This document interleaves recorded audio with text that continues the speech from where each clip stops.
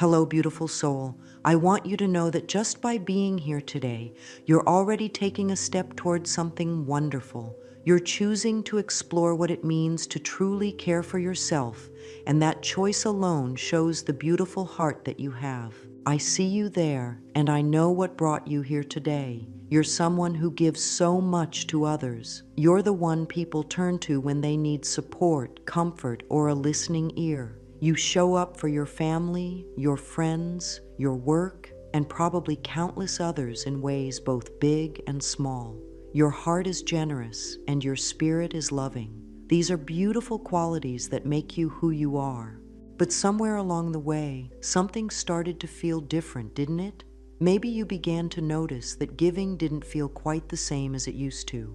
Perhaps there were moments when you felt tired in ways that sleep couldn't fix, or times when you wanted to help but found yourself feeling empty inside. Maybe you started to wonder why caring for others felt harder than it used to, or why you sometimes felt resentful when people needed things from you, even though love was still there in your heart.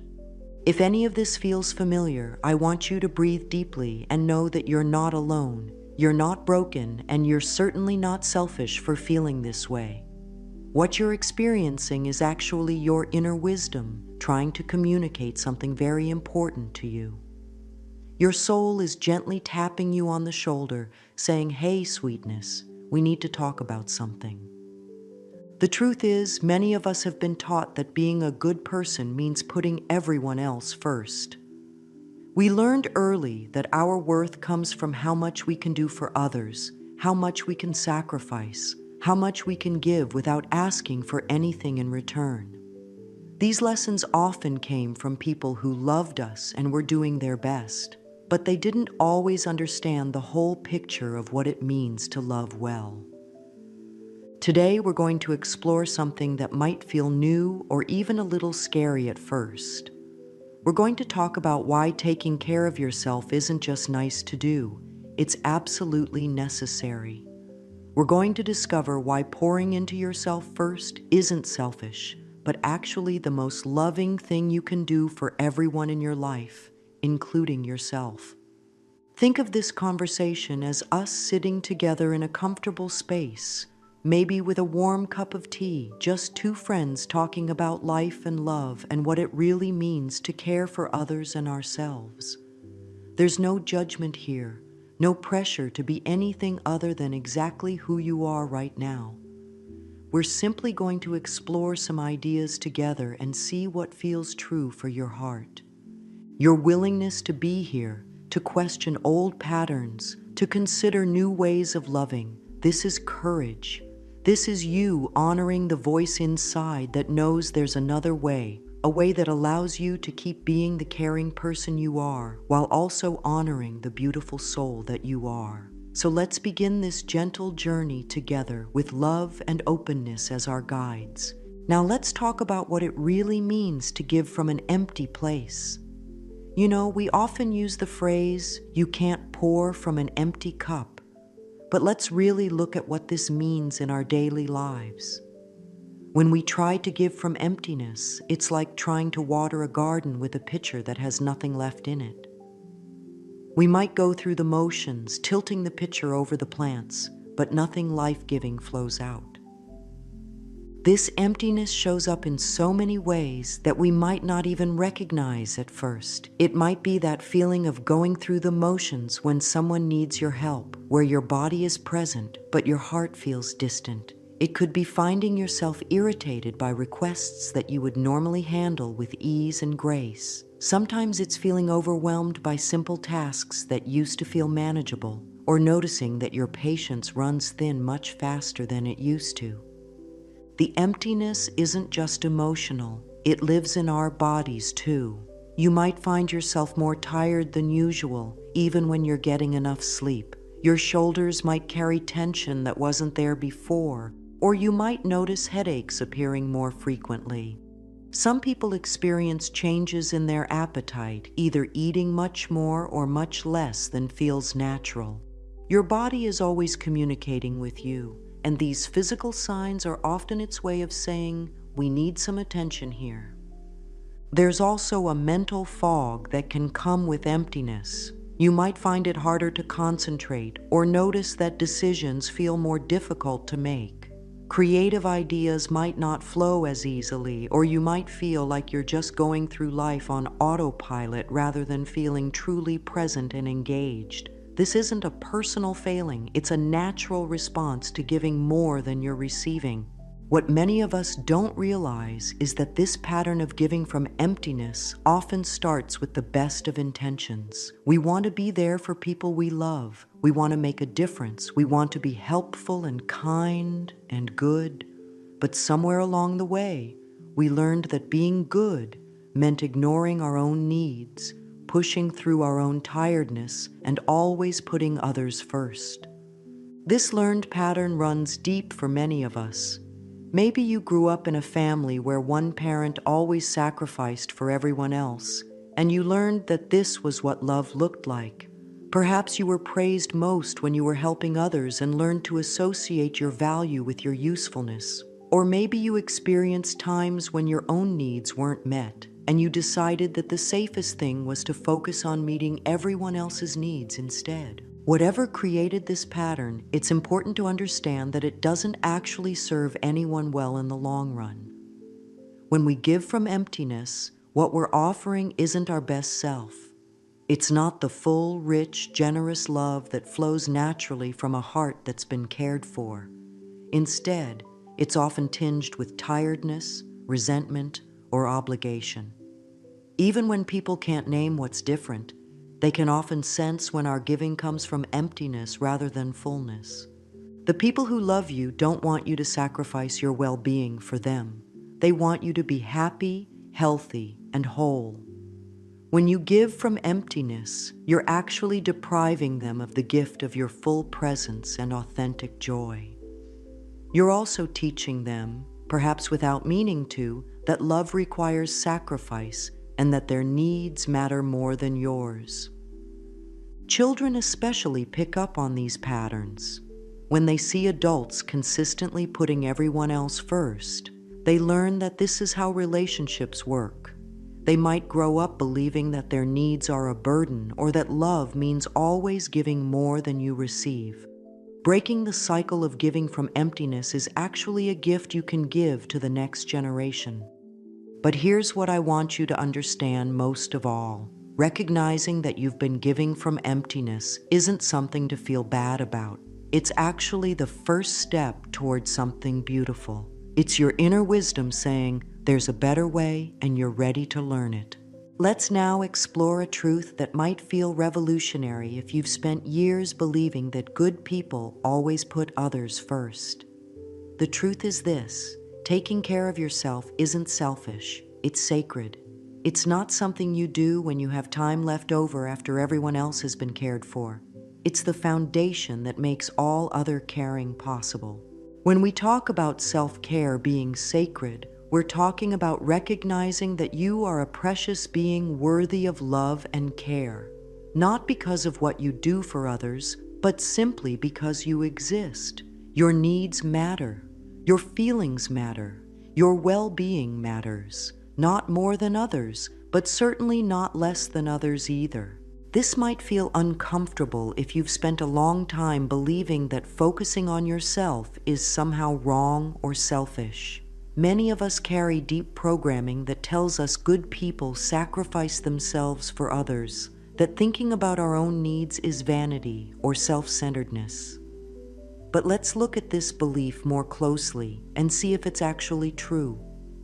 Think about the people in your life who you most admire, the ones who seem to radiate peace and joy and have a natural ability to lift others up. Chances are, these aren't people who are constantly depleted and overwhelmed. They're not running on empty, trying to give what they don't have. Instead, they're people who have learned to care for themselves in ways that allow their natural love and generosity to flow freely. When you take care of yourself, you're not taking away from others. You're actually enhancing what you have to offer. It's like the difference between offering someone a drink from a clean, flowing spring versus offering them the last drops from a muddy puddle. Both come from a desire to help, but the quality of what you're able to give is completely different. True self-care isn't about being selfish or self-centered. It's about being responsible for your own well-being so that you can show up as your best self in all your relationships.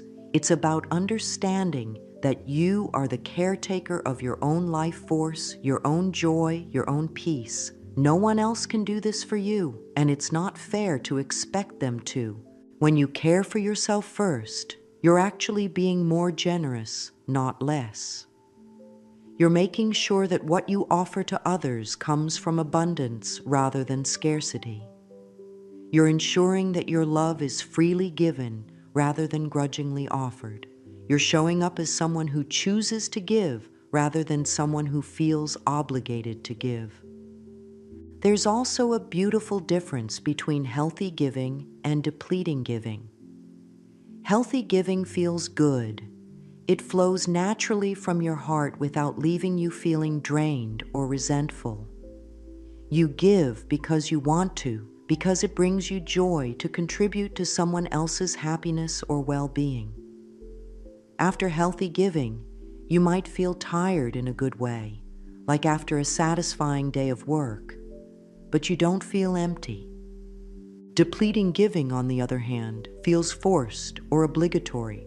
You might give because you think you should, or because you're afraid of what will happen if you don't. This kind of giving often comes with a sense of sacrifice or martyrdom. After depleting giving, you feel drained, resentful, or empty. You might find yourself keeping score of what you've given versus what you've received. The beautiful thing about learning to care for yourself first is that it naturally leads to more healthy giving and less depleting giving. When your own needs are met, when your own cup is full, you can give from overflow rather than from empty reserves. This kind of giving feels wonderful for everyone involved. Self-care also teaches the people around you how to treat you and how to treat themselves. When you honor your own needs, you're modeling healthy boundaries and self-respect. You're showing others that it's okay to take care of themselves too. You're creating permission for more authentic, balanced relationships where everyone's needs matter. This doesn't mean you become less caring or less available to help others. It means you become more discerning about when and how you give. You learn to give from choice rather than from compulsion. You learn to offer your authentic self rather than a depleted version of yourself. The most beautiful part of this journey toward caring for yourself is learning to listen to your own inner wisdom. Your body, your emotions, and your spirit are constantly communicating with you, offering gentle guidance about what you need and when you need it. The challenge is that many of us have learned to ignore these signals or to override them in service of what we think we should be doing. Your body is an incredibly wise teacher. It knows when you need rest, when you need movement, when you need nourishment, and when you need space. But so often, we've learned to push through these signals rather than honor them. We drink coffee when our body asks for sleep. We sit at our desks when our body craves movement. We eat quickly on the go when our body wants to slow down and savor nourishment.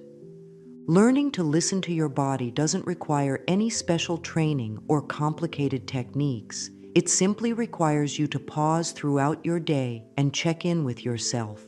How does your body feel right now? Are your shoulders tense? Is your breathing shallow? Do you feel energized or depleted? These aren't just random sensations, they're information. When you notice tension in your shoulders, your body might be telling you that you're carrying stress that isn't yours to carry. When your breathing becomes shallow, it could be a sign that you're moving too fast or trying to do too much at once. When you feel genuinely energized, your body is letting you know that whatever you're doing is nourishing you. When you feel depleted, it's a signal that you need to refill your cup. Your emotions are equally wise messengers. Feelings like irritation, overwhelm, or resentment often show up when you're giving more than you can sustainably offer. These emotions aren't character flaws or signs that you're a bad person. They're helpful signals that something needs to shift. Instead of pushing these feelings away or judging yourself for having them, you can learn to see them as valuable information about your current state of being. Joy, peace, and genuine enthusiasm are also important messengers. When you feel truly joyful while doing something, that's your inner wisdom telling you that this activity nourishes your soul. When you feel peaceful, it's often a sign that you're in alignment with what's right for you. When you feel genuine enthusiasm, it's your spirit's way of saying, yes, this is good for us. Sometimes your inner wisdom speaks through what we might call intuitive knowing. You might have a sudden sense that you need to say no to something, even if you can't logically explain why. You might feel drawn to spend time in nature or to call a particular friend or to take a warm bath. These impulses aren't random. They're your deeper self guiding you toward what would serve your highest good. The key to hearing your inner wisdom more clearly is creating space for it to speak. This means building small pauses into your day where you can simply check in with yourself. It might be taking 3 deep breaths before you get out of bed in the morning and asking yourself how you're feeling. It could be pausing before you say yes to a request and taking a moment to sense whether this feels right in your body.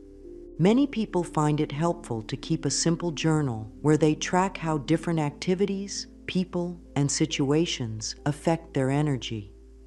You don't need to write long entries, just a few words about what filled you up and what drained you.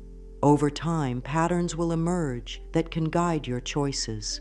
Your inner wisdom also speaks through your dreams, through synchronicities, and through the things that capture your attention. That book that keeps showing up in your awareness, that class you keep thinking about taking, that friend you keep meaning to call, these aren't coincidences. They're your deeper self pointing you toward what would serve your growth and well-being. Learning to trust your inner wisdom is a practice. You start small, honoring the clear signals first. When your body says it needs rest, you rest. When your heart says you need connection, you reach out to someone you love. When your spirit says you need beauty, you take a walk or listen to music you love.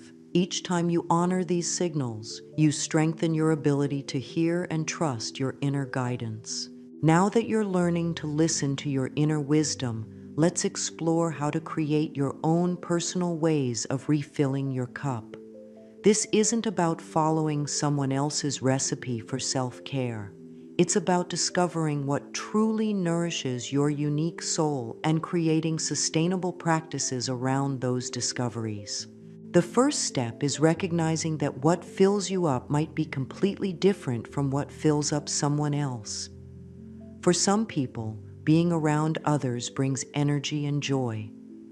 For others, solitude is what restores their spirit.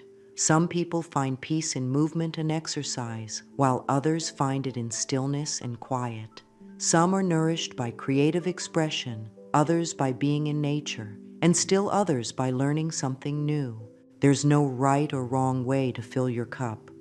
What matters is that you discover what genuinely restores your energy and brings you back to yourself. This requires some gentle experimentation and honest self-reflection. Think back to times when you felt most like yourself, most peaceful, most alive. What were you doing? Who were you with? What conditions were present? Maybe you felt most yourself when you were gardening, hands in the soil, connected to the earth and the growing things. Perhaps it was when you were creating something, painting, writing, cooking, or crafting. It might have been during quiet conversations with people you love, or while walking in nature, or while listening to music that moved your soul. Your refilling rituals don't have to be elaborate or time-consuming. Some of the most powerful practices are surprisingly simple. It might be brewing your morning coffee mindfully, really savoring the aroma and the warmth of the cup in your hands. It could be taking 5 minutes to step outside and feel the sun on your face. Perhaps it's lighting a candle while you take a shower, turning a daily routine into a small ritual of care. The key is consistency rather than perfection. It's better to do something small every day than to wait for the perfect time to do something big. Your soul doesn't need grand gestures. It needs regular acknowledgement and care. Think of it like tending a garden. You don't water your plants once a month with a huge amount of water. You give them a little water regularly so they can stay healthy and grow. Some people find that morning rituals work best for them, starting the day by filling their cup before they give to others. This might be meditation, journaling, gentle stretching, or simply sitting quietly with a cup of tea. Others prefer evening rituals that help them transition from the busyness of the day back to themselves. This could be a warm bath, reading something inspiring, or practicing gratitude. Throughout the day, you can also create micro-rituals that take just a few moments but help you stay connected to yourself. It might be taking 3 conscious breaths before you check your emails. It could be pausing to appreciate something beautiful you see, a flower, a cloud, the way light falls across a room. Perhaps it's placing your hand on your heart and sending yourself a moment of loving kindness. Movement can be a powerful way to refill your cup, but it doesn't have to look like what the fitness industry tells us it should look like. Your body will tell you what kind of movement it craves. Sometimes it might want to dance freely in your living room. Other times it might want a gentle walk or some stretching on the floor. Listen to what feels good rather than what you think you should do. Creative expression is another beautiful way to pour into yourself. This doesn't mean you need to be an artist or produce anything impressive. It simply means allowing your creative spirit to play. You might doodle while you're on a phone call, sing while you're cooking, or write a few lines in a journal. The goal isn't to create something perfect. It's to connect with the part of yourself that loves to create and express. Connection with others can also be deeply filling, but it's important to be mindful about the quality of this connection. Spending time with people who truly see and appreciate you, who you can be authentic with, who inspire you or make you laugh. This kind of connection fills your cup. Spending time with people who drain your energy, who you feel you need to perform for, or who consistently focus on problems without solutions. This kind of connection can empty your cup. Your personal refilling ritual will evolve as you do. What nourishes you might change with the seasons, with different phases of your life, or simply as you grow and discover new aspects of yourself.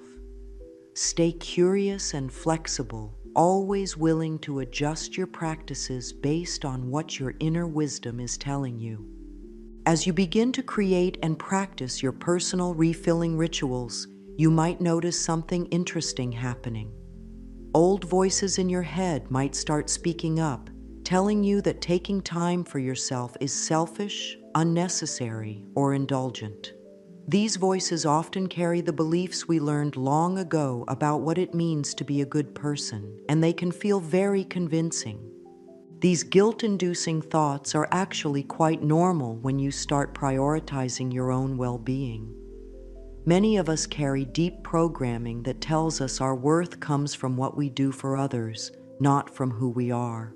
We might have learned that good people sacrifice themselves, that thinking about our own needs is selfish, or that we don't deserve care unless we've earned it through service to others. It's important to understand that these thoughts, while they feel very real, are not actually true.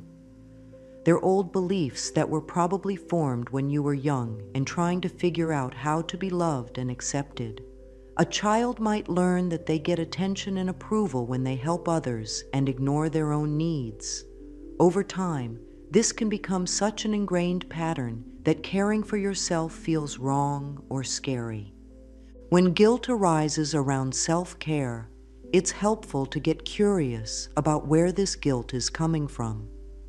Whose voice does it sound like? What messages did you receive growing up about taking care of yourself? Sometimes you might recognize a parent's voice or a teacher's or a religious leader's. Sometimes it's just a general cultural message that you absorbed without even realizing it. Once you start to see these guilt-inducing thoughts as old programming rather than current truth, you can begin to work with them more gently. You don't need to fight these thoughts or try to force them away. Instead, you can acknowledge them with compassion and then choose to act from your current understanding rather than your old beliefs. You might say to these guilty thoughts, "Thank you for trying to keep me safe and acceptable to others. I understand that you learned to think this way for good reasons, but I'm learning new ways now, ways that allow me to care for myself and others more sustainably." This gentle acknowledgement often helps the guilt soften rather than intensify. Another powerful practice is to examine the belief that caring for yourself takes away from others. Is this actually true? When you're well-rested, well-nourished, and emotionally balanced, are you less available to help others? Or are you more present and effective when you do help?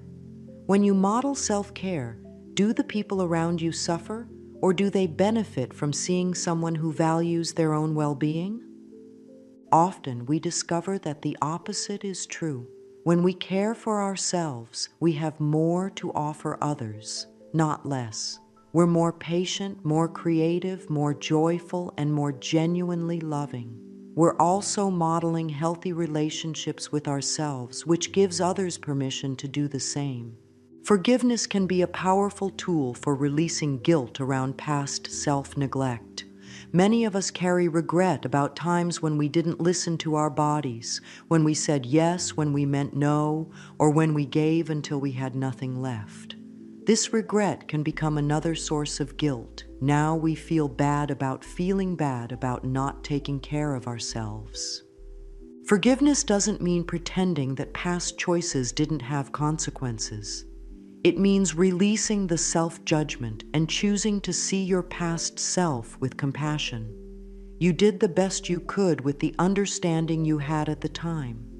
Now you're learning new ways, and that's something to celebrate rather than something to feel guilty about. Sometimes it helps to imagine talking to your past self with the same kindness you would offer a dear friend. What would you say to someone you loved who had been trying so hard to be good that they forgot to be good to themselves? You would probably offer understanding, encouragement, and gentle guidance forward. You deserve this same compassion from yourself. As you practice releasing guilt and old beliefs, you might find it helpful to create new, more truthful statements to replace the old programming. Instead of, "I'm selfish if I think about my own needs," you might choose to believe, "Caring for myself allows me to care for others more lovingly." Instead of, "I don't deserve rest until everyone else is taken care of," you might choose, "I deserve care simply because I exist." These new beliefs might feel strange or untrue at first.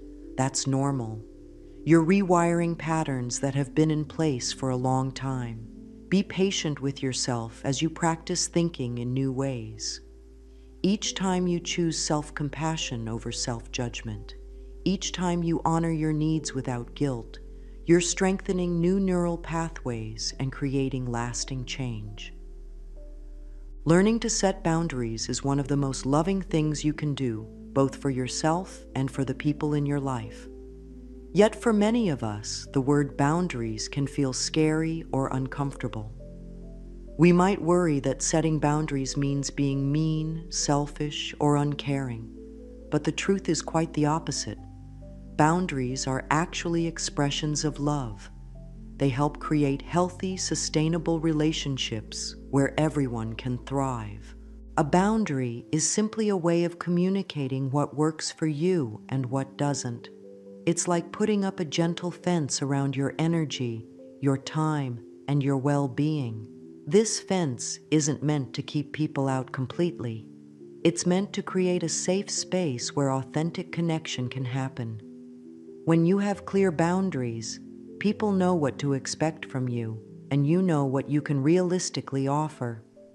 Many of us struggle with boundaries because we confuse them with walls. A wall is rigid and keeps everyone out. A boundary is more like a gate that you can open and close as feels appropriate. With healthy boundaries, you can choose when to say yes and when to say no based on what serves the highest good of everyone involved, including yourself. Learning to say no is often the most challenging part of boundary setting. The word no might feel harsh or unkind, especially if you've spent years trying to please everyone around you. But no to one thing is actually yes to something else. When you say no to an activity that would drain you, you're saying yes to having energy for the things that truly matter. When you say no to a request that doesn't align with your values, you're saying yes to living with integrity. You can learn to say no with grace and kindness. You don't need to justify your no with a long explanation or make excuses. A simple, "that doesn't work for me right now," or "I'm not available for that," can be enough. Sometimes you might choose to offer an alternative. "I can't help with that project, but I know someone who might be interested," or "I can't stay late tonight, but I could help you first thing tomorrow morning." The key is to speak your truth with kindness, but without apology. You don't need to apologize for having limits or for taking care of yourself. Your needs and boundaries are not something to be sorry about. They're simply facts about what you need to stay healthy and balanced. Boundaries also involve protecting your energy from situations and people that consistently drain you. This doesn't mean cutting people out of your life completely, but it might mean changing how you interact with them. You might choose to spend less time with someone who always complains but never wants to hear solutions. You might decide to avoid certain topics of conversation with family members who tend to argue. You might limit your exposure to news or social media if it leaves you feeling anxious or overwhelmed. Sometimes boundaries involve saying yes to things that nourish you, even when others might not understand. You might choose to prioritize your morning walk, even if it means you can't take an early phone call. You might decide to keep your evenings free for rest and creativity, even if it means you're less available for social commitments. These aren't selfish choices, they're wise choices that help you maintain your well-being. Boundaries around time are especially important. Your time is precious, and how you spend it directly affects your energy and well-being. This might mean being more selective about commitments, scheduling time for yourself just as you would schedule important appointments, or learning to transition more slowly between activities instead of rushing from one thing to the next. Physical boundaries are also important. Your body has wisdom about what feels safe and comfortable, and honoring these signals is an act of self-love. This might mean asking for personal space when you need it, choosing not to hug people when you don't feel like it, or creating a physical environment that supports your well-being. Setting boundaries often requires you to disappoint some people, and this can feel uncomfortable if you're used to trying to make everyone happy. But disappointing others occasionally is far healthier than consistently disappointing yourself. The people who truly love you will understand and respect your boundaries, even if they need time to adjust. Those who don't respect your boundaries are showing you something important about the nature of your relationship. As you practice setting loving boundaries, you'll likely find that your relationships actually improve. When you're clear about what you can and cannot offer, people know what to expect. When you take care of your own needs, you can show up more fully for others. When you stop saying yes out of obligation and start saying yes out of genuine desire, your contributions become more authentic and meaningful. When your cup is full, when you've learned to pour into yourself first, something beautiful happens. You discover that you actually have more to give, not less. The energy that flows from a place of abundance feels completely different from the energy that comes from depletion. It's lighter, more joyful, more sustainable, and ultimately more satisfying for everyone involved. This abundance isn't just about having more energy, though that's certainly part of it. It's about the quality of presence you're able to offer. When you're not running on empty, you can be truly present with the people you love. You can listen more deeply, respond more thoughtfully, and offer comfort and support from a place of genuine fullness rather than forced obligation. People can sense the difference between giving that comes from abundance and giving that comes from emptiness, even if they can't name what they're sensing. When you give from fullness, there's a lightness and joy in your offering that's contagious. Your generosity inspires others rather than creating a sense of debt or obligation. Your love feels freely given rather than grudgingly offered. The abundance of a full cup also means that you have choices. When you're depleted, you often feel like you have to say yes to everything because you're afraid of disappointing people or losing their love. But when your cup is full, you can choose your yeses more consciously. You can give because you want to, not because you feel you have to. This freedom to choose makes your giving more meaningful and more satisfying.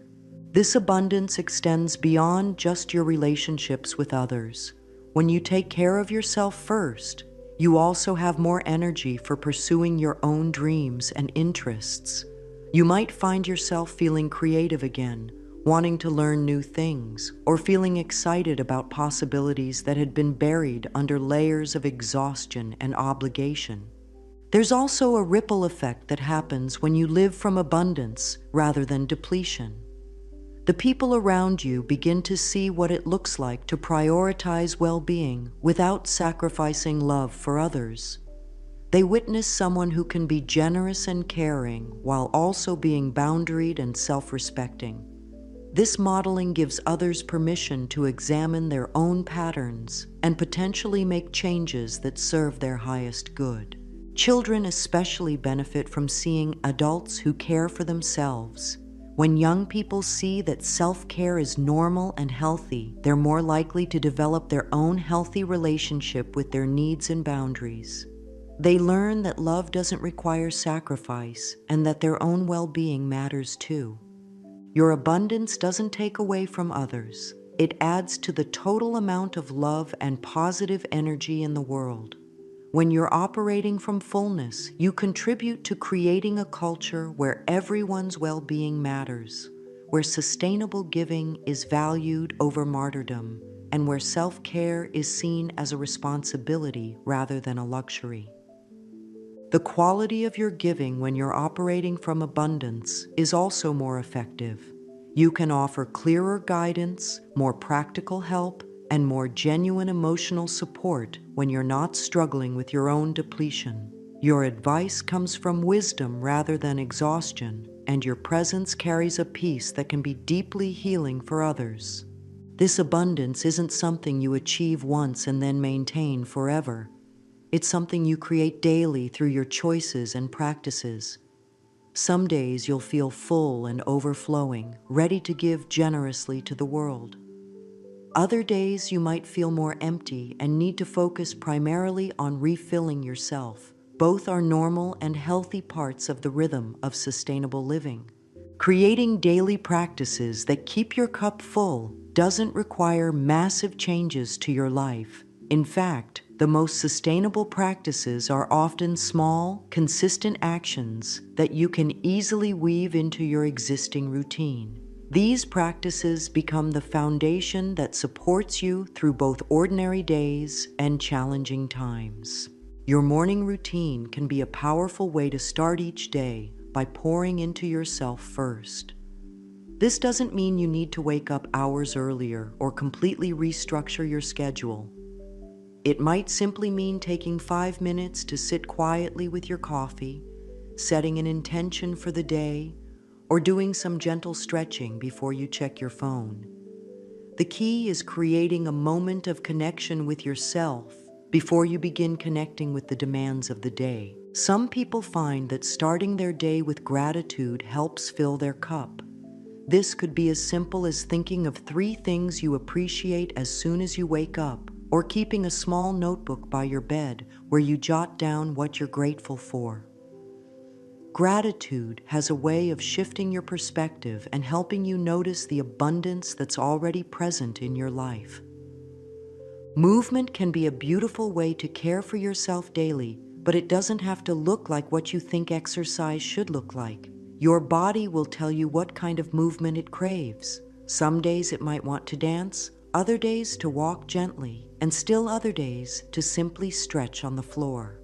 The goal is to connect with your body and give it what it needs, not to meet some external standard of fitness. Breathing practices can be surprisingly powerful and are easily incorporated into any day. Taking a few conscious breaths before meals, before important conversations, or during transitions between activities can help you stay connected to yourself throughout the day. Deep breathing activates your body's relaxation response and reminds you to slow down and be present. Creating small rituals throughout your day can help you stay connected to yourself even during busy periods. This might be lighting a candle while you work, playing music that lifts your spirits, or taking a moment to appreciate something beautiful you see. These tiny acts of self-care might seem insignificant, but they add up to create a foundation of well-being. Your evening routine can be just as important as your morning routine. This is your time to transition from the activities of the day back to yourself. You might take a warm bath, read something inspiring, practice gentle yoga, or simply sit quietly and reflect on the day. The goal is to help your nervous system shift from doing mode into being mode. Technology boundaries can be an important part of your daily self-care practice. You might choose to keep your phone in another room while you sleep, or to avoid checking emails for the first hour after you wake up. Creating some space between yourself and the constant input of digital communication can help you maintain a stronger connection to your own inner rhythm. Nourishing your body is also a daily practice of self-care. This means paying attention to what foods make you feel energized and what foods leave you feeling sluggish. It means eating at a pace that allows you to actually taste and enjoy your food. It means staying hydrated and honoring your body's signals about what it needs. Connection with others can be part of your daily self-care practice too, but it's important to be intentional about the quality of this connection. You might choose to have one meaningful conversation each day, whether that's with someone you live with, a friend, or even with yourself through journaling. Quality connection feeds your soul in ways that casual interaction cannot. Spending time in nature, even for just a few minutes, can be incredibly nourishing. This could be as simple as stepping outside to feel the sun on your face, tending to a houseplant, or watching the sky through a window.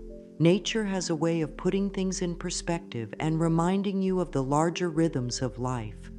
Building your support system is also an ongoing practice.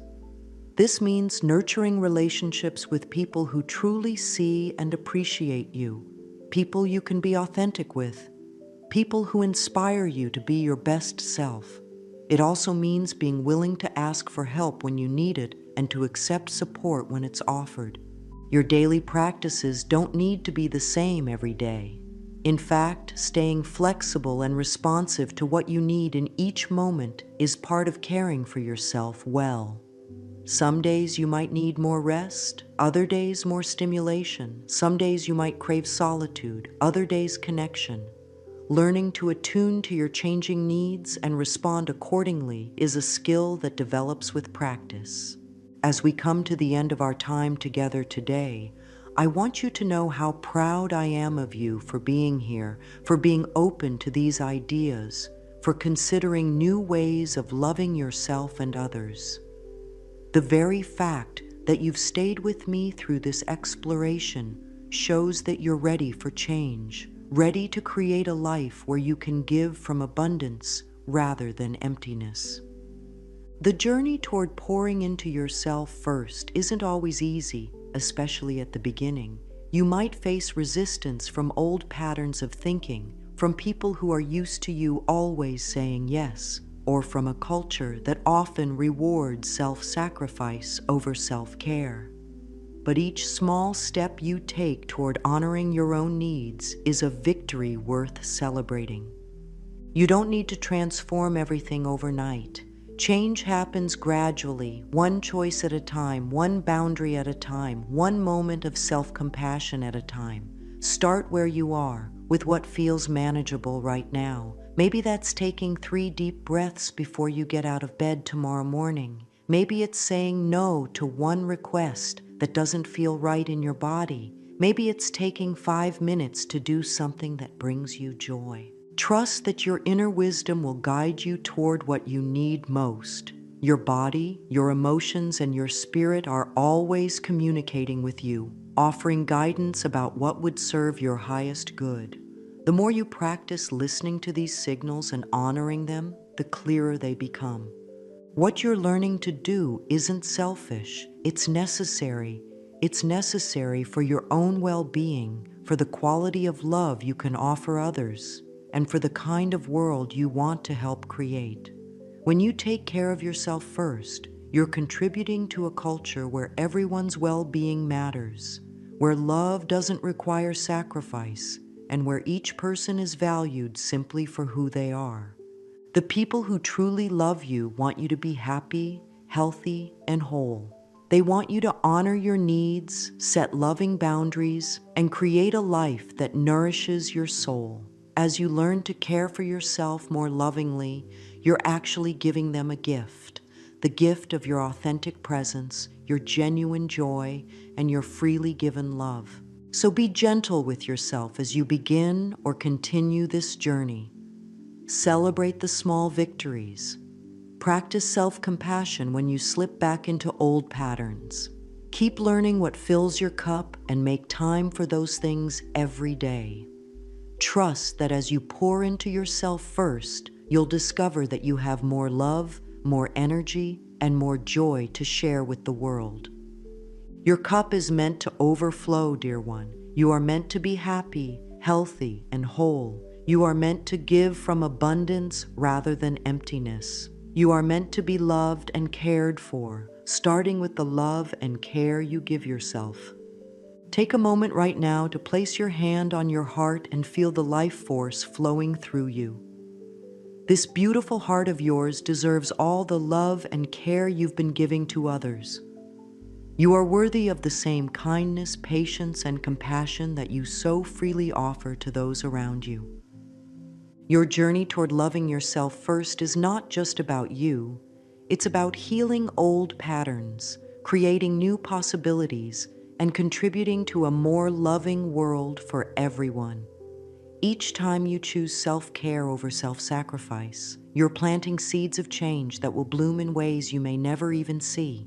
Go forward with love, with courage, and with the knowing that you deserve every beautiful thing you wish for others. Pour into yourself first, dear one. Your cup is sacred, your needs are valid, and your well-being matters more than you may have ever allowed yourself to believe. You may not realize it yet, but something deep within you has shifted. A new energy is surrounding you, and the way you experience life is changing, often in subtle ways that might go unnoticed at first. You may find yourself looking at the world differently, with a sense of calm, understanding, and even a sense of wonder. These are signs that you have shifted to a higher dimension, whether you fully recognize it or not.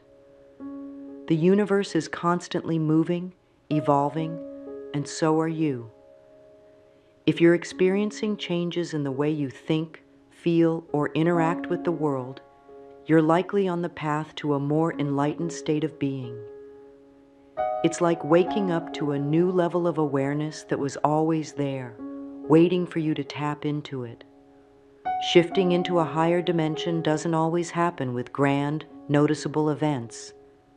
Often, it happens quietly, almost unnoticed, until you look back and realize how far you've come. Your vibration has changed, and with it, the way you interact with yourself and others. It's a process of personal growth transformation, and a deepening connection to your higher self. You may find yourself experiencing peace in moments where there was once chaos, or noticing your thoughts becoming clearer and more purposeful. If you feel like you're growing, evolving, and moving towards something greater, it's because you are. If you continue living on autopilot, unaware of the signs of this shift, you might miss the profound changes that are taking place within you. There's a deep level of awareness that's available to you, but if you don't tune in to the subtle messages and signals, you might stay stuck in patterns that no longer serve you. It's easy to get caught up in the hustle and bustle of daily life and overlook the whispers of the universe guiding you toward a higher level of being. However, ignoring these signs can lead to a sense of disconnection from your true self, leaving you feeling lost or uncertain.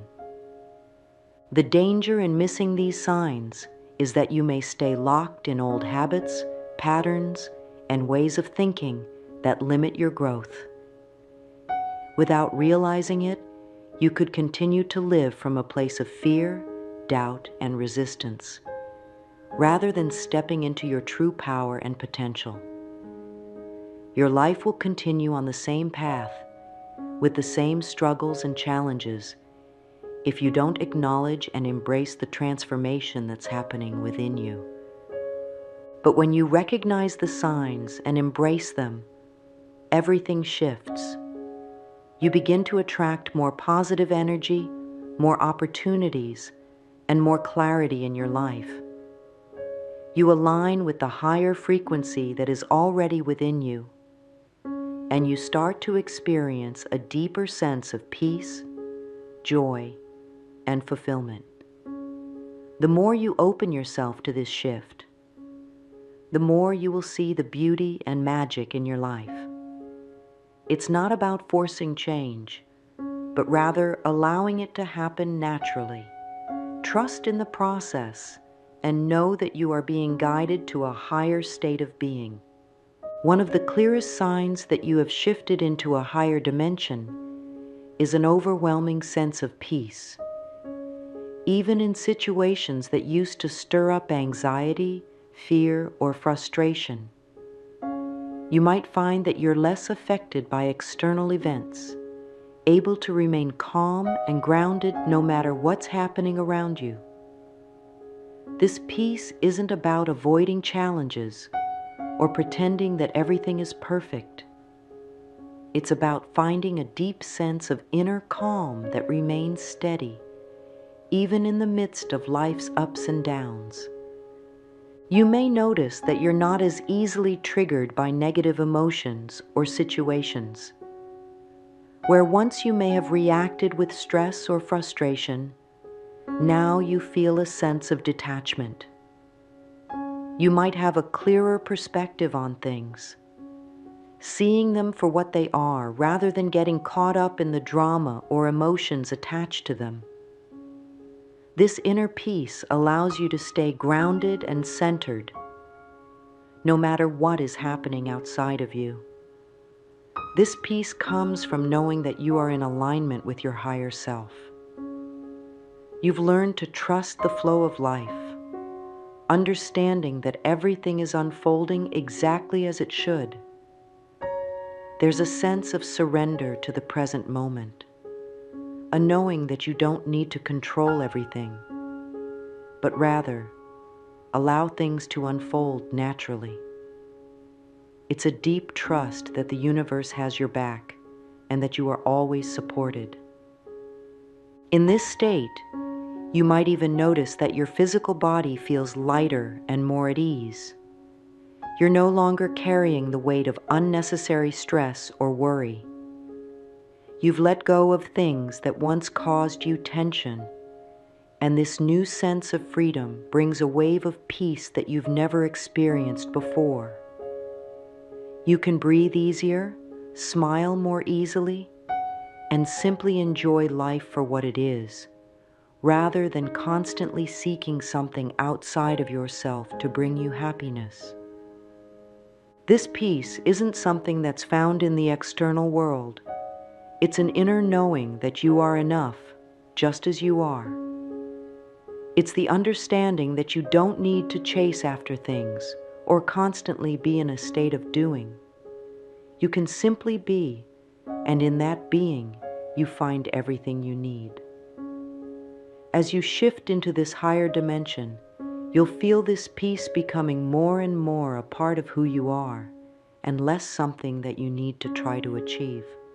You may notice that people around you begin to comment on how calm or serene you seem, even in challenging situations.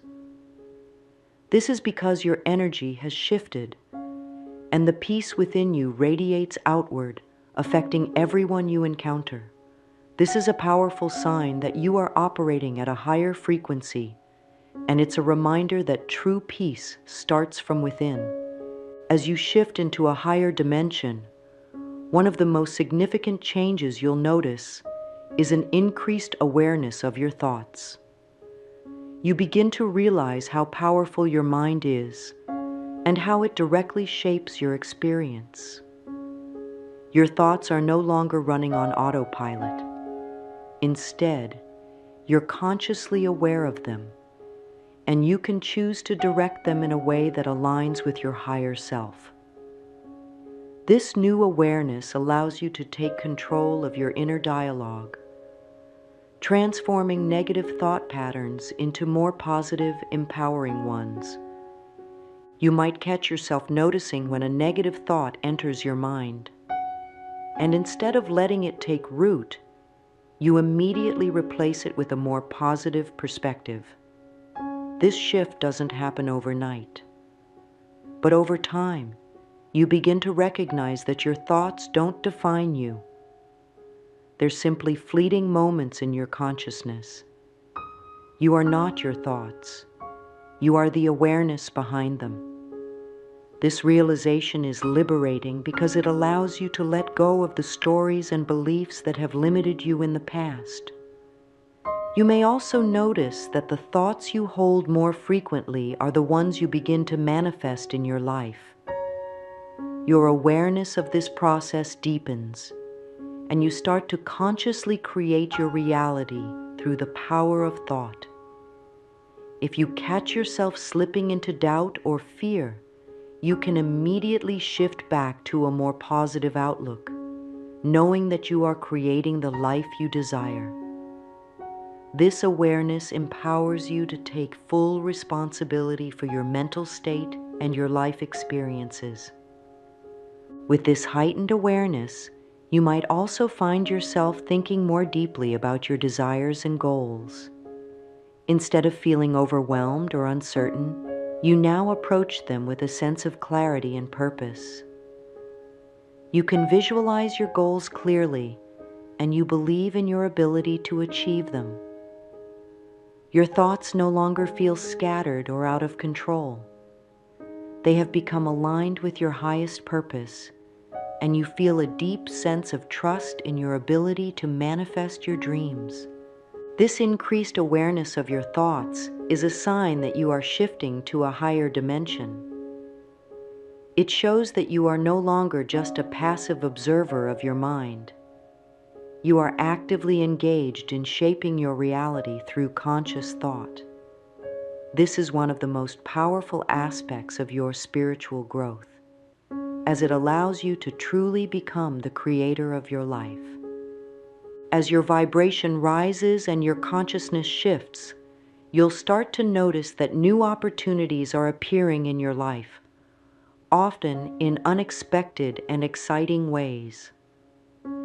These opportunities may seem like coincidences at first, but as you continue to grow, you'll recognize them for what they truly are: divine gifts and blessings that align with your new higher frequency.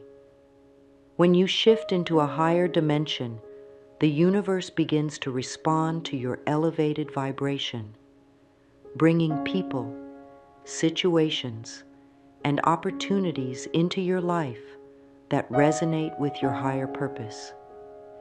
You might find that doors begin to open for you in areas of your life that you once thought were closed. You could suddenly get offered a new job, receive an unexpected invitation to a life-changing event, or meet someone who feels like they've entered your life for a reason. These opportunities feel aligned with your heart and soul, and they come at the perfect moment. It's as if the universe is giving you exactly what you need, just when you need it. This isn't by chance. It's the result of your energetic shift. As you elevate your consciousness, you naturally attract experiences that match your vibration. When you begin to live from a place of higher awareness, you align yourself with the flow of abundance, allowing new opportunities to enter your life with ease. These opportunities often come with little effort on your part, as they feel almost effortless, as if they are meant to be. This alignment also brings new people into your life, individuals who share your values, interests, and passions. You may meet like-minded souls who are on similar paths, and these connections will feel deep and meaningful. These relationships will support your growth and encourage you to continue evolving into the best version of yourself. The new opportunities that come your way are not just random. They are part of the universe's way of guiding you toward your highest potential. When you shift to a higher dimension, you become more aligned with your true purpose, and the universe begins to bring everything into place for you. As you trust this process and stay open to the possibilities, you will see more and more opportunities flowing into your life, each one taking you a step closer to fulfilling your divine purpose.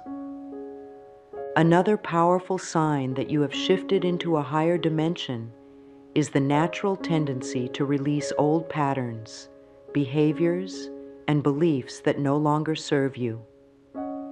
As you evolve, you may find that things that once felt familiar or comfortable are no longer in alignment with your higher self. This could be old habits, toxic relationships, limiting beliefs, or even negative thought patterns that have held you back for years. You may not even consciously decide to let them go. It just happens naturally, as you no longer feel the need to cling to what doesn't serve your highest good. Letting go of these old patterns is not always easy. It requires a level of trust in the process of transformation, knowing that the universe is guiding you towards something better. It may feel uncomfortable at first, as you're letting go of what's familiar, but it's essential for your growth. As you shift into a higher dimension, you begin to understand that holding on to things that no longer serve you only keeps you stuck in the past. By releasing them, you create space for new, more aligned experiences to enter your life. This letting go process can happen in many ways. You might suddenly feel the desire to end a toxic relationship that's been draining your energy, or you may feel inspired to change the way you approach your work, health, or finances. The key is that you start to make choices that are in alignment with your higher self, even if it means stepping away from the things that once felt safe or comforting. This is a clear sign of spiritual growth, as you begin to trust the process of life and allow yourself to evolve.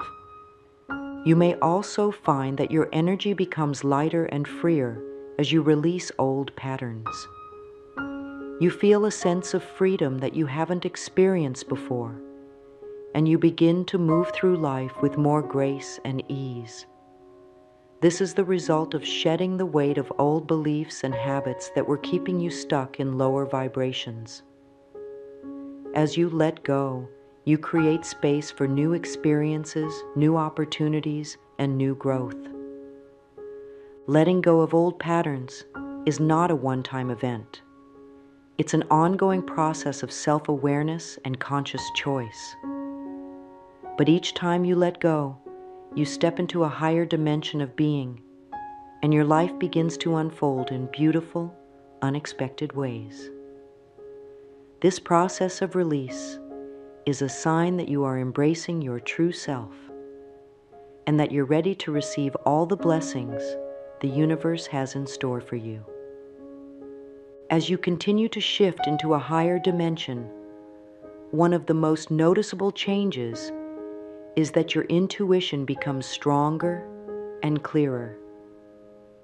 You might find yourself receiving gut feelings or insights that guide you in your daily life, helping you make decisions with ease and confidence.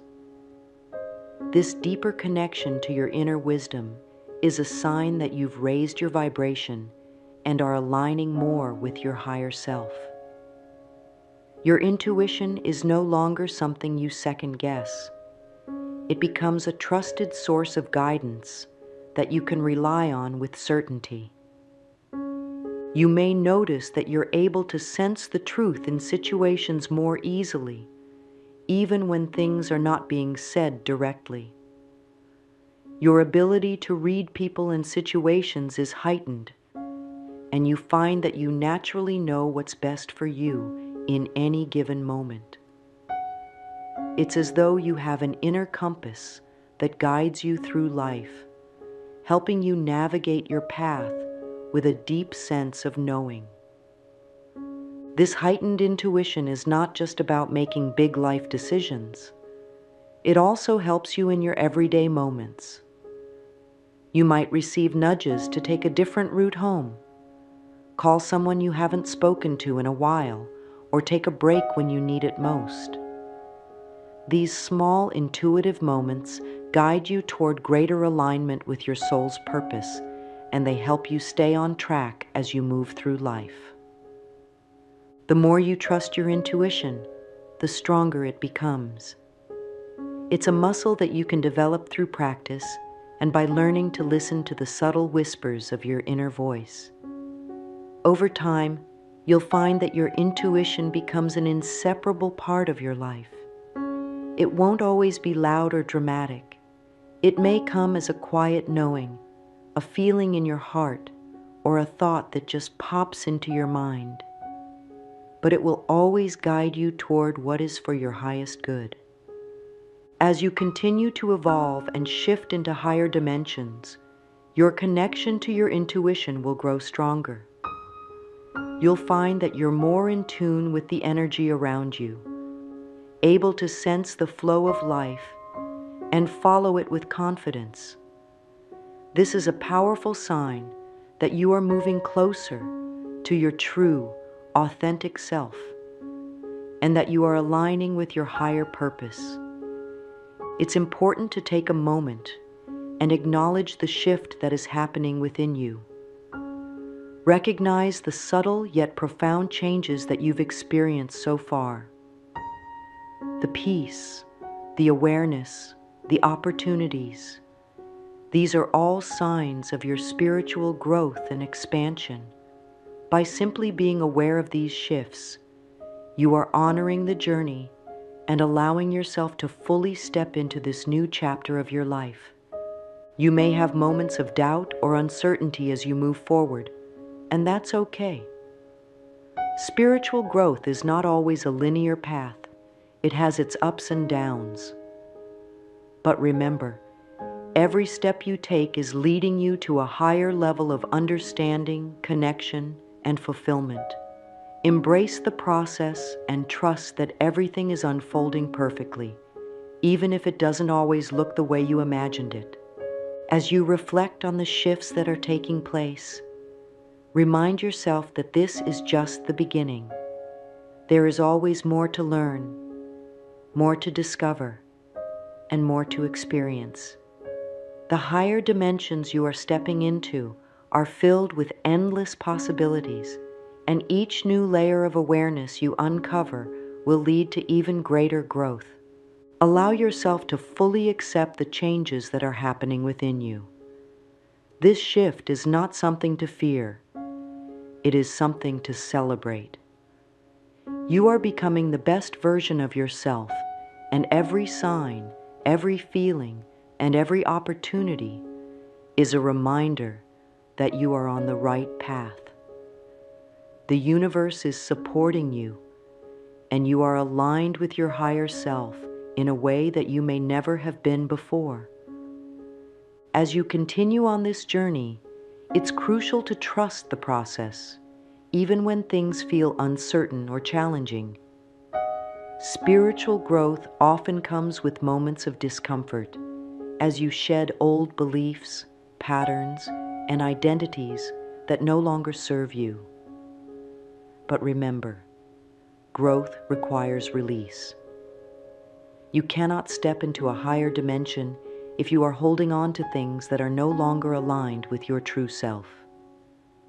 Trust that the universe is guiding you, even when you cannot see the bigger picture. There will be moments when you feel unsure, but know that everything is happening for your highest good. Every challenge is an opportunity to learn, grow, and move closer to the person you are meant to be. When you trust the journey, you allow yourself to surrender to the flow of life, knowing that it will lead you to where you need to go.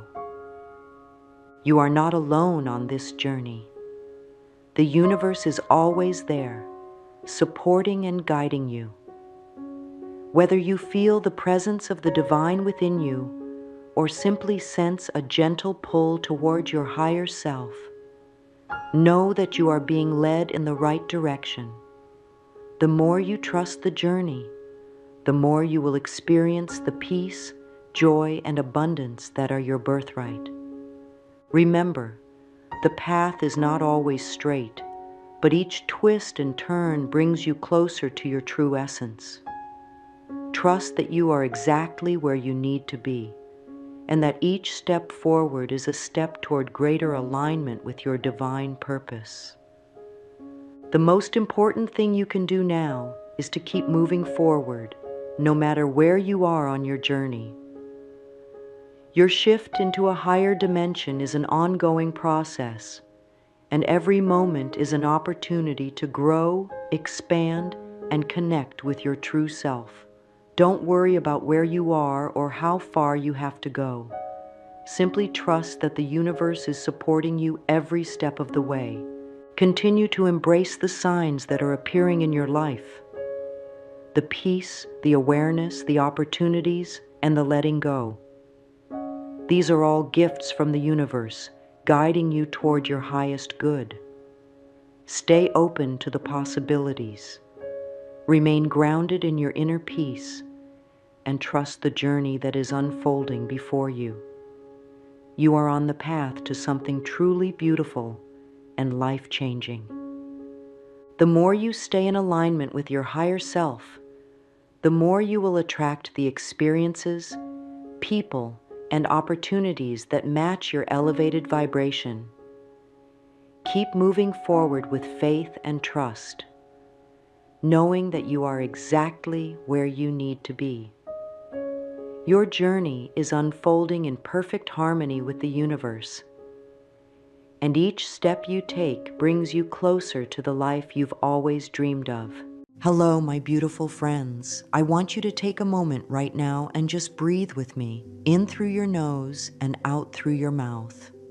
Good.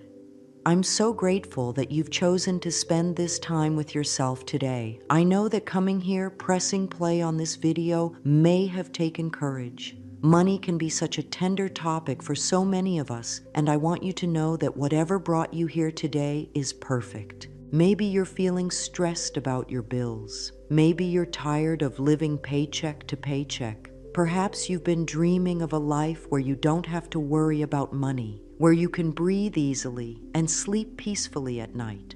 Or maybe you've been successful financially, but you notice that making money feels hard, like you're always pushing against something.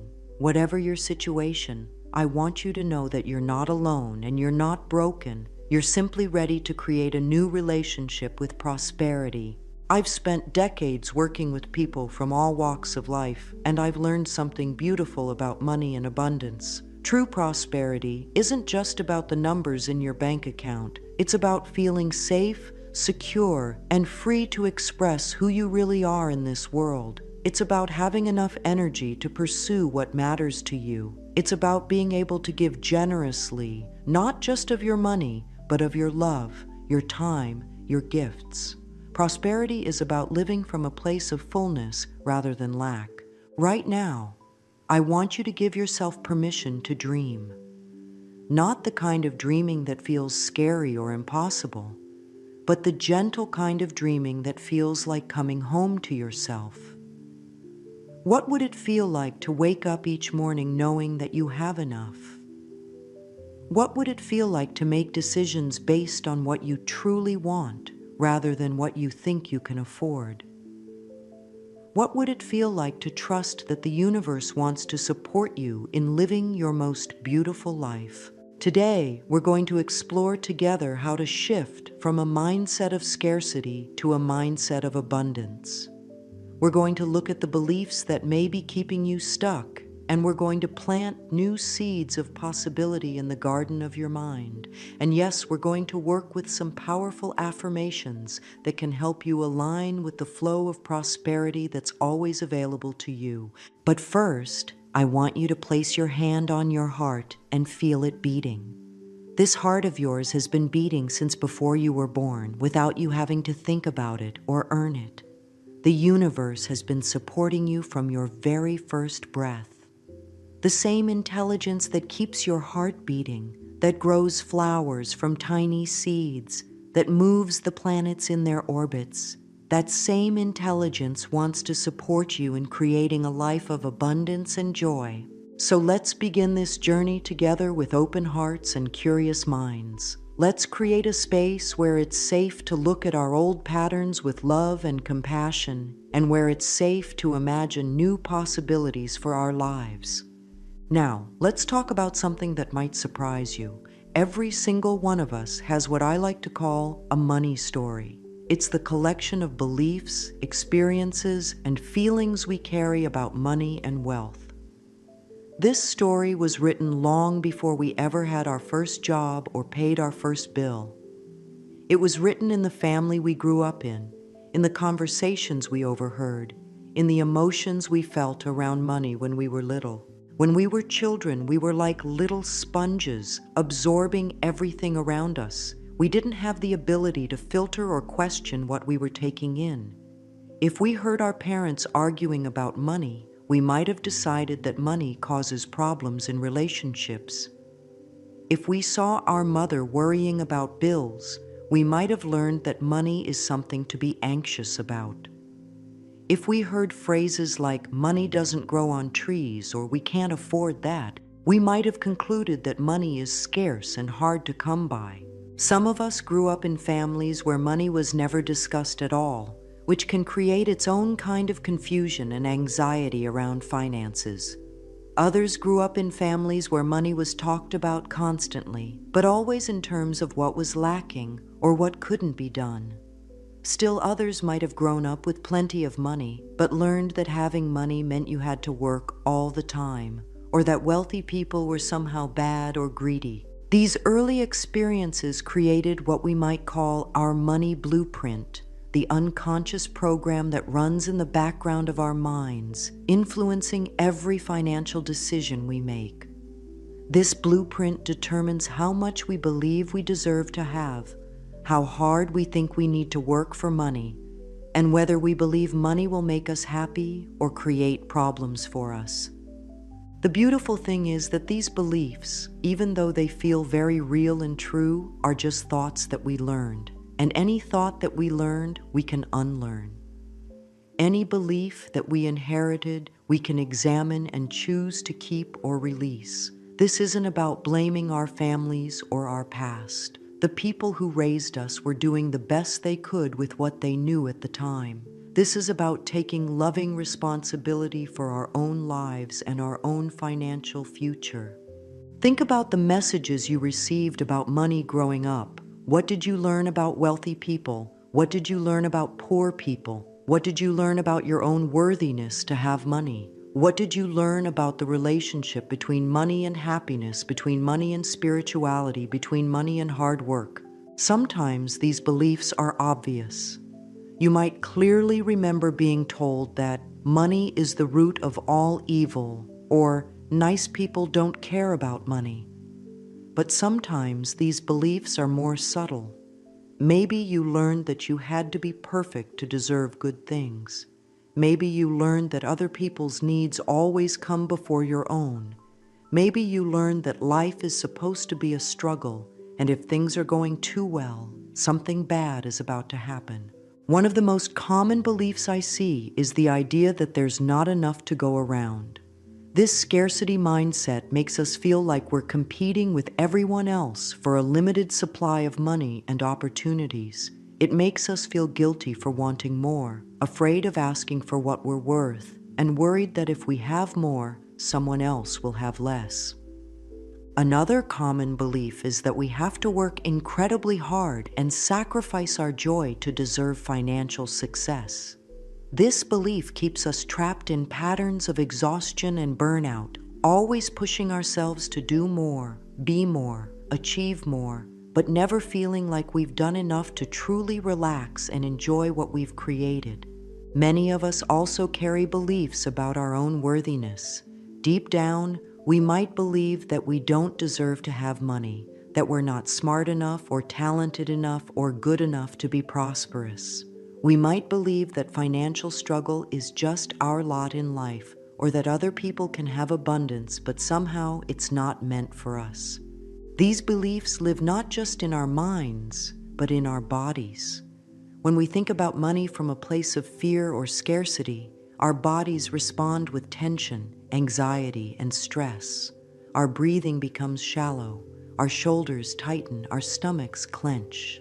This physical response then reinforces the mental belief that money is indeed something to be worried about. The good news is that once we begin to see these patterns clearly, we can start to change them. We can begin to question whether these old beliefs are actually true for us now. We can start to consider new possibilities. We can begin to write a new money story for ourselves. Now, let's talk about how to gently release these old patterns that no longer serve us. The first step is always awareness, and you've already begun that process simply by being here and being willing to look at your relationship with money. Awareness is like turning on a light in a dark room. Suddenly you can see what's there instead of stumbling around in the darkness. But awareness alone isn't enough. We also need compassion. When we start to see our old patterns clearly, it's tempting to judge ourselves harshly. We might think, "How could I have been so foolish?" Or, "No wonder I've struggled financially." But criticism and judgment never create positive change. They only create more tension and resistance in our system.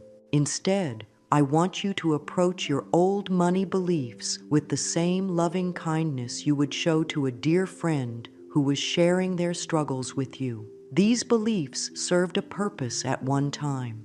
They were your mind's way of trying to keep you safe based on what you learned as a child. You can thank them for trying to protect you and then gently let them know that you're ready to try a new approach. One powerful way to release old patterns is through forgiveness. This doesn't mean excusing anyone's behavior or pretending that difficult things didn't happen. It means freeing yourself from carrying the weight of past hurts and disappointments.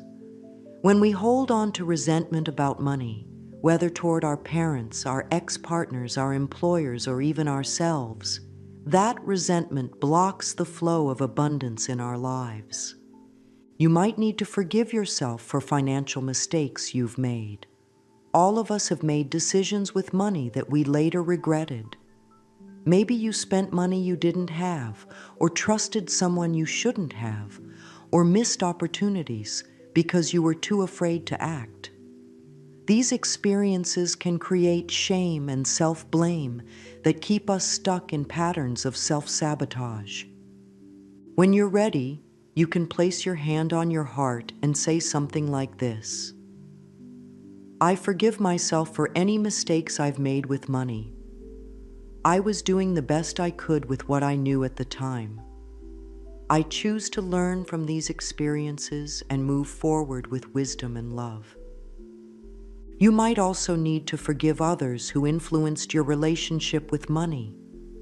This doesn't mean you have to like what they did or agree with their choices.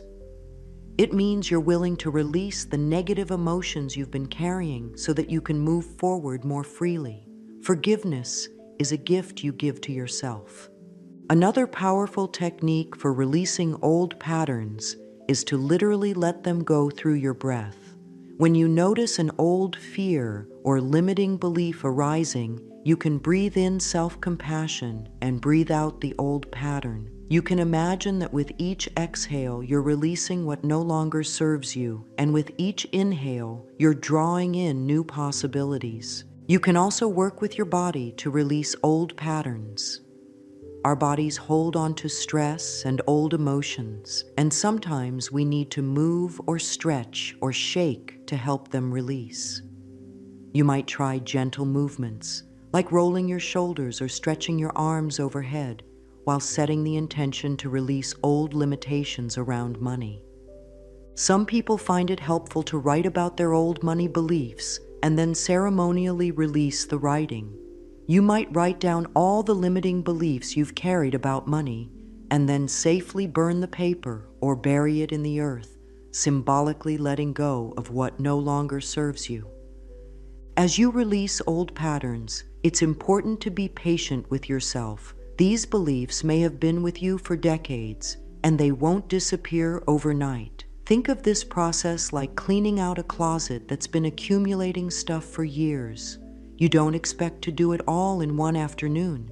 You sort through things gradually, deciding what to keep and what to let go of, making space for new things that better reflect who you are now. Sometimes old patterns will resurface even after you thought you had released them. This is normal and natural. When this happens, don't see it as failure or evidence that you're not making progress. See it as an opportunity to practice your new skills. You can gently acknowledge the old pattern, thank it for trying to protect you, and then consciously choose a new thought or belief. The key is to approach this work with curiosity rather than judgment, with patience rather than pressure, with love rather than force. You're not trying to bulldoze your way to a new relationship with money. You're gently cultivating new ways of thinking and being, like a gardener tending to delicate new growth. As you release old limitations, you're creating space for something beautiful to grow in their place. You're making room for new beliefs about your worthiness, your capabilities, and your right to live a prosperous and abundant life. You're clearing the pathway for money to flow to you in easier, more joyful ways. As we continue this journey together, I want us to explore something that many people don't realize: how deeply connected our thoughts about money are to our physical bodies. You see, your body is always listening to your thoughts and responding accordingly. When you think thoughts of lack and limitation, when you worry about bills or stress about your financial future, your body receives these thoughts as signals of danger. Your nervous system doesn't distinguish between a real physical threat and the threat you perceive when you think about not having enough money. When you worry about finances, your body responds as if you're being chased by a wild animal. Your heart rate increases, your breathing becomes shallow, stress hormones flood your system, and your muscles tense up, preparing for fight or flight. This stress response was designed to help our ancestors survive immediate physical dangers, but it was never meant to be activated constantly. When we live in chronic financial stress, our bodies are essentially running a marathon every single day. This takes an enormous toll on our health and well-being. It affects our digestion, our sleep, our immune system, and our ability to think clearly and make good decisions. But here's what's truly fascinating. When we shift our thoughts about money from fear to trust, from scarcity to abundance, our bodies respond completely differently. When you think thoughts of prosperity and feel grateful for what you have, your body relaxes, your breathing deepens, your heart rate slows, happy chemicals are released in your brain, and your whole system comes into a state of harmony and flow. This relaxed state isn't just more pleasant to experience, it's also the state in which you're most creative, most intuitive, and most open to opportunities. When your nervous system is calm, you can think more clearly, make better decisions, and notice possibilities that you might miss when you're stressed and anxious. Your body also has its own wisdom about abundance. Think about how your body operates. Your heart doesn't beat just enough to get by. It beats with generosity and rhythm. Your lungs don't breathe just enough air to survive. They breathe deeply and fully. Your body knows how to receive and circulate and give. Every cell in your body is constantly receiving nourishment and giving back waste products in a beautiful cycle of exchange.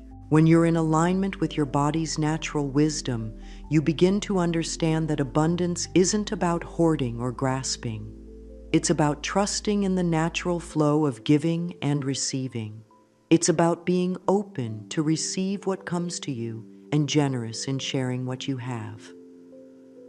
One of the most powerful things you can do to shift your relationship with money is to learn to breathe with abundance. Right now, let's practice this together. Place one hand on your chest and one hand on your belly. Take a slow, deep breath in through your nose, allowing your belly to expand like a balloon. As you breathe in, think the thought, "I am open to receiving abundance." Now breathe out slowly through your mouth, allowing your belly to gently contract. As you breathe out, think the thought, "I trust in the flow of prosperity." Continue breathing this way for a few more cycles. Notice how this deeper breathing affects your whole body.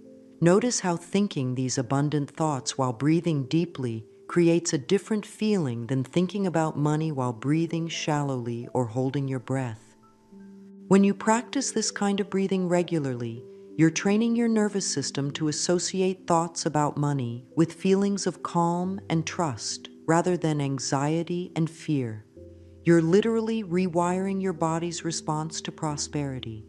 Another beautiful practice is to notice where you hold tension in your body when you think about money and then consciously release that tension. Many people hold financial stress in their shoulders, their jaw, their stomach, or their lower back.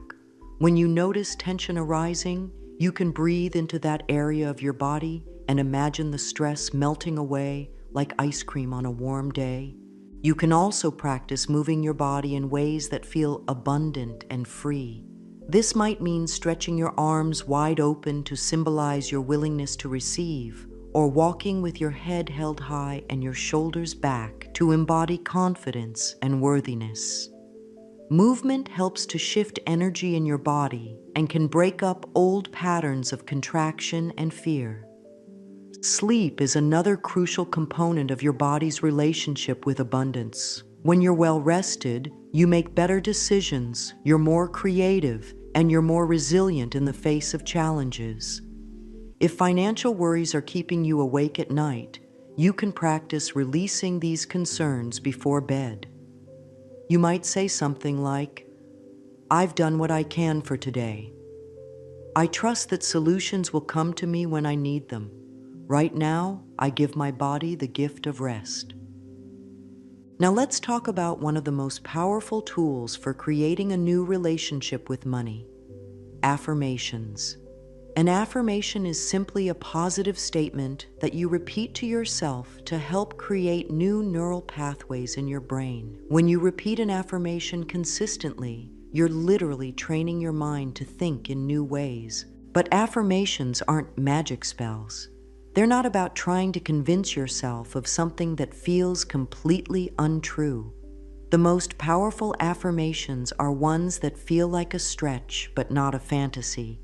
They should feel possible, even if they don't feel true right now. Let's start with one of my favorite prosperity affirmations. I am worthy of abundance in all areas of my life. This affirmation works because it addresses one of the root causes of financial struggle, the belief that we don't deserve to have good things. When you repeat this affirmation regularly, you're programming your subconscious mind to accept your worthiness as a fundamental truth. Another powerful affirmation is, money flows to me easily and effortlessly. This one helps to shift the belief that you have to struggle and strain to make money. It opens you up to the possibility that prosperity can come through inspiration, creativity, and joy, rather than just hard work and sacrifice. You might also work with, I trust the universe to provide for all my needs. This affirmation helps to cultivate faith and trust, which are essential ingredients for manifesting abundance. When you truly trust that you'll be taken care of, you can make decisions from a place of confidence rather than fear. Here's one that addresses the fear of not having enough. There is more than enough for everyone, including me. This helps to shift from a scarcity mindset to an abundance mindset. When you believe there's plenty to go around, you can celebrate others' success instead of feeling threatened by it.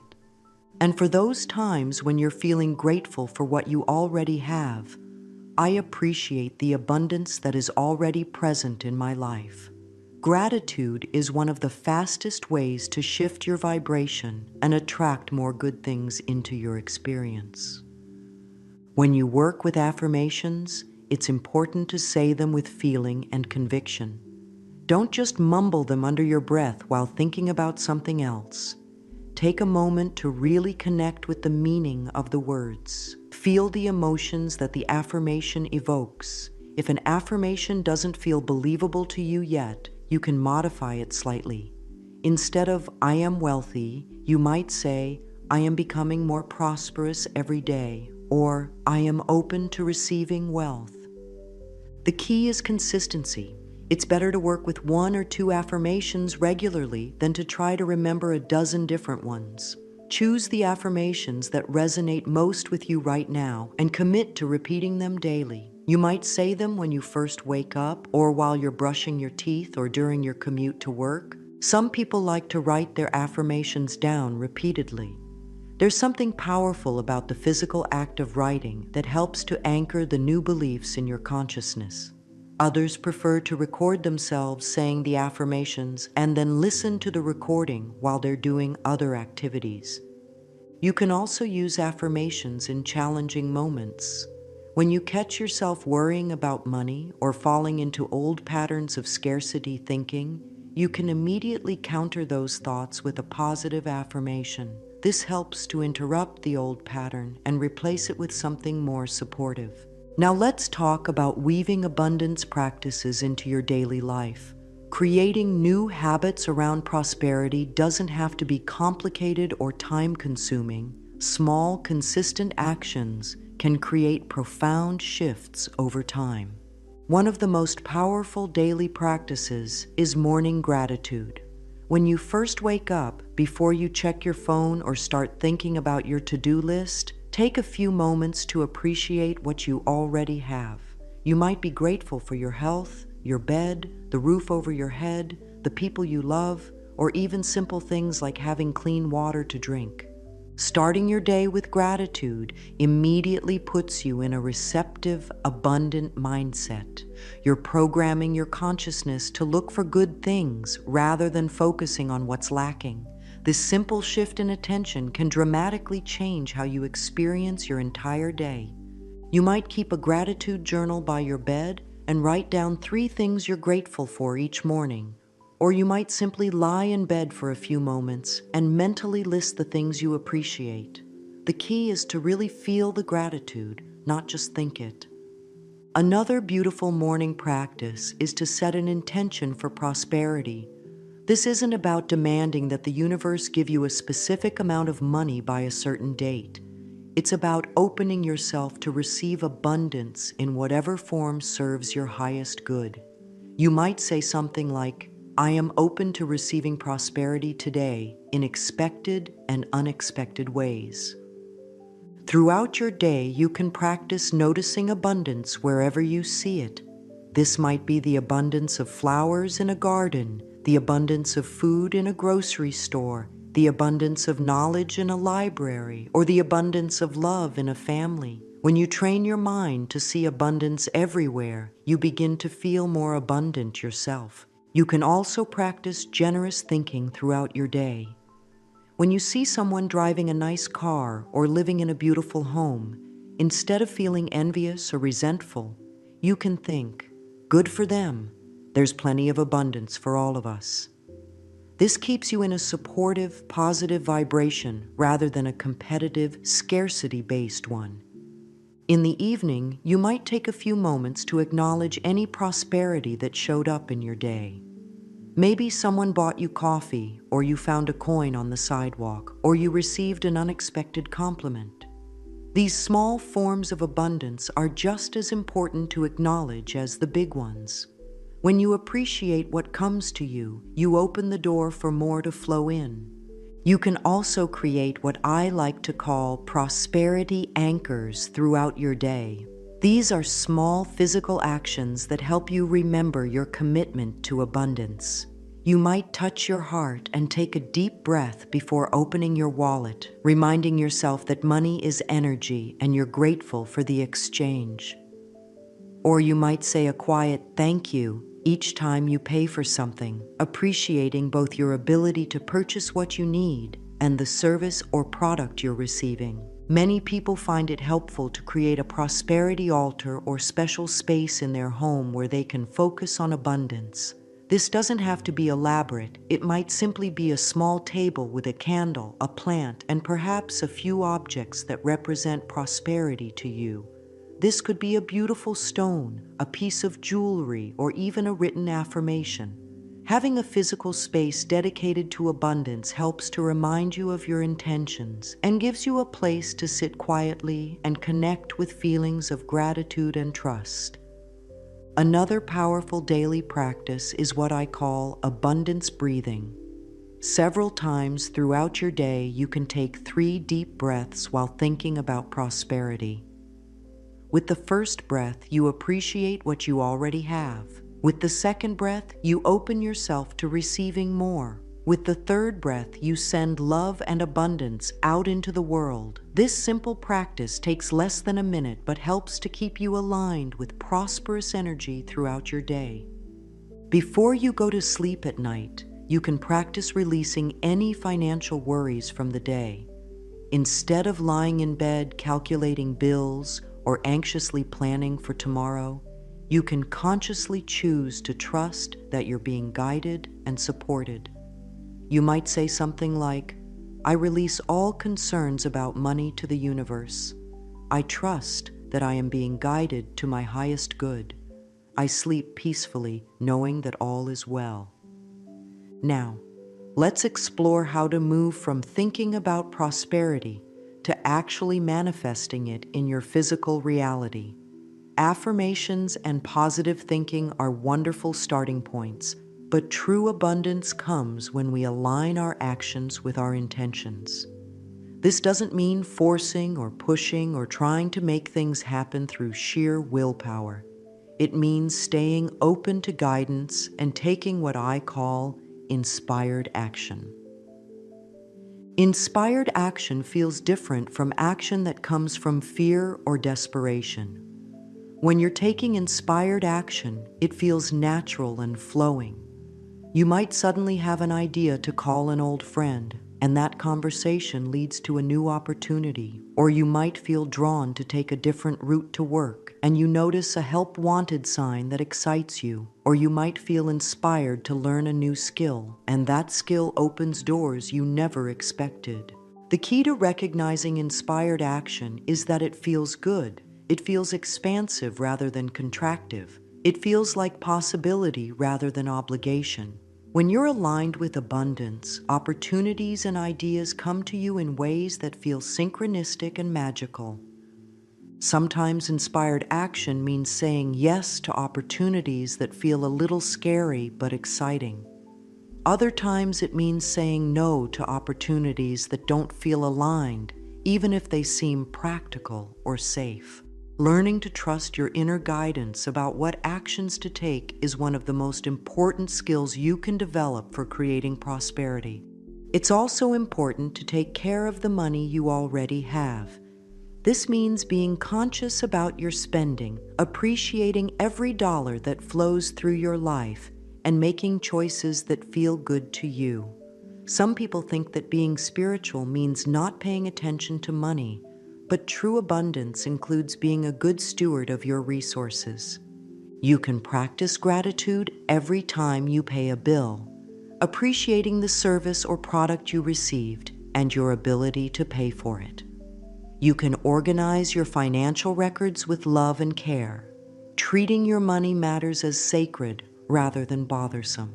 You can make spending decisions from a place of consciousness rather than impulse, asking yourself whether each purchase truly serves your highest good. This doesn't mean being tight or fearful with money. It means being intentional and appreciative. It means spending on things that bring you joy and support your well-being, while avoiding purchases that come from emptiness or compulsion. As you begin to shift your relationship with money, you may notice that old patterns of thinking and behaving don't disappear immediately. Sometimes you might find yourself sliding back into worry or scarcity thinking. Sometimes you might catch yourself making financial decisions from fear rather than trust. This is completely normal and natural. When this happens, please be gentle with yourself. Change takes time, and our old patterns have deep roots. Instead of judging yourself for slipping backward, you can see these moments as opportunities to practice self-compassion and recommit to your new way of being. If you find yourself worrying about money, you can acknowledge the worry without becoming identified with it. You might say to yourself, "I notice I'm having worried thoughts about money right now. These thoughts are understandable, but they don't have to control my actions or my mood. I choose to breathe deeply and trust that I'm being guided." Sometimes resistance to abundance shows up in unexpected ways. You might find yourself sabotaging opportunities that come your way, or feeling guilty when good things happen to you. You might notice that as your financial situation improves, you start creating drama in other areas of your life. These patterns often arise because your subconscious mind is trying to keep you in familiar territory, even if that territory isn't serving you. When you notice these patterns, you can approach them with curiosity rather than judgment. What is this resistance trying to protect you from? What old belief or fear might be driving this behavior? Often, simply bringing these unconscious patterns into conscious awareness begins to dissolve their power over you. You might also notice that as you begin to embody greater prosperity consciousness, some relationships in your life become strained. Not everyone will understand or support your journey toward abundance. Some people might feel threatened by your growth or try to pull you back into old patterns of thinking and being. This can be challenging, especially if these people are close to you. But it's important to remember that you can't change other people. You can only change yourself. You can love people and wish them well while still maintaining your commitment to your own growth and well-being. Sometimes it helps to find a community of like-minded people who support your journey toward abundance. This might be a spiritual group, a personal development class, or simply friends who share your vision of creating a more prosperous life. Having people around you who believe in abundance makes it much easier to maintain your own abundant thinking. Creating lasting prosperity isn't just about changing your thoughts, it's about developing a whole new way of being in the world. This means cultivating qualities like trust, gratitude, generosity, and faith on a daily basis. It means learning to see challenges as opportunities for growth rather than evidence that you're failing.